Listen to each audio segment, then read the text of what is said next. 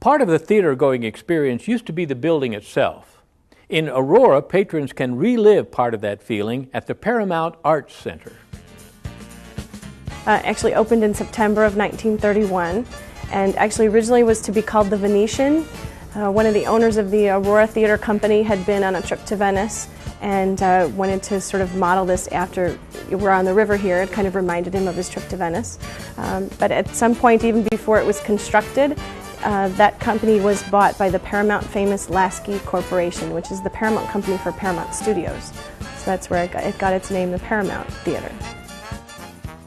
There is a gazebo in our outer lobby, which actually used to be outside. That was enclosed later during the renovation. And it's actually from an earlier theater, the Rialto, which stood on this same site, burned down in 1928. And that gazebo is actually from that earlier theater. There's a ticket spitter inside that gazebo that's dated around 1915. Beyond the gazebo is the main entrance. Here the ceiling is dropped to create a more confined space, which is outlined by decorative tiles. Inside, patrons enter into a soaring lobby over 2 stories tall, dominated by a large chandelier, whose light is reflected in the 2 large mirrors opposite each other. The theater itself is sort of a combination of Art Deco and a Venetian theme. Especially on the murals inside the theater really have a Venetian theme to them. Because of this person I mentioned, J.J. Rubens, who had been on a trip there and wanted this theater to have that theme to it. They're actually exact reproductions of the originals, and they're on a fireproof silk material. They had to be redone during the renovation because they were very badly deteriorated. And then there are gold columns in between the murals that were originally covered in German gold leaf, and then when they renovated, they used a gold foil material to give it that same kind of look. The wall sconces on those columns are original from 1931. Billowing out from the light, the hand-painted design resembles flames reaching upward into the evening sky. Above is a large star pattern, at whose center is an unusual chandelier. Inside the house that is the original chandelier from 1931, which I understand has over 100 petals and a lot of lights behind it. That one can be lowered to within 6 feet of the floor for cleaning and changing lights. And the rest of the artwork on the ceiling is really magnificent too, and actually during the renovation only about 20% had to be redone and the other 80% just touched up a little bit.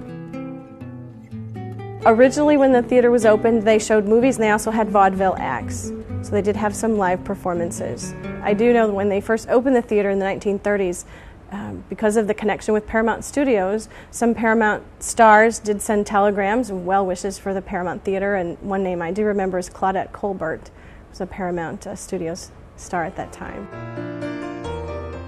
The seats are original, but the fabric covering was changed during the renovation.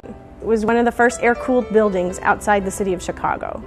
Well, there are some mushroom-shaped caps under the seats toward the back of the theater that are the air returns for the heating and cooling system in the theater.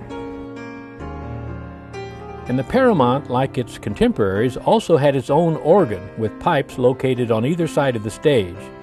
But even though the organ is gone, this theater is still hosting live performances throughout the year. The Paramount is very fortunate to have excellent sight lines and acoustics. There are 1,888 seats in the theater, and there are no obstructions, no poles to obstruct your view, so it's a wonderful place to see a show. Kind of an interesting thing though, usually the sound that comes out of that orchestra pit is too loud when we have something like an opera where they don't use mics on the singers and sometimes has to be muffled a little bit. You would think the opposite would be true.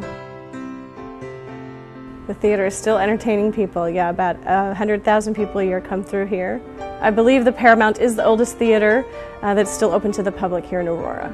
We offer tours of the Paramount. They're scheduled individually, and it's just $2 a person, and you can call our office to make those arrangements, and we are glad to do that. And they also include a look at the backstage area.